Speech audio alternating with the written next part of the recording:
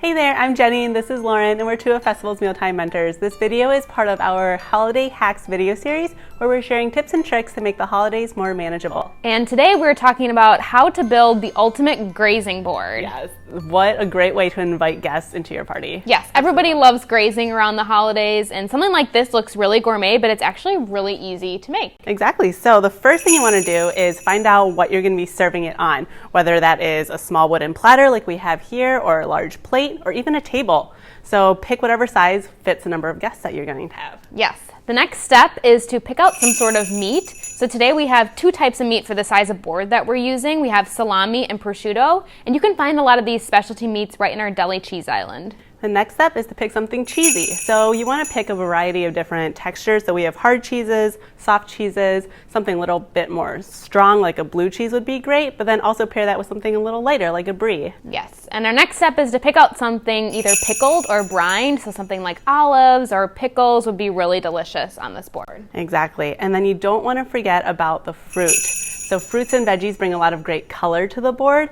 and the freshness is really great as well. And speaking of fruit, something sweet is always great to include on the board, which include fresh fruits or dried fruits as well. Today we have figs and apricots. Yeah. So again, really great color. Yes. And you don't want to forget to fill out the board. You want it to look really, really full and inviting. So we like using different types of crackers and herbs to fill all of that empty space that might be between your meats and cheeses. And our last tip is to start eating this. After you create this board, start nibbling so that it looks more inviting, because nobody wants to take the first thing from this beautiful board. Exactly.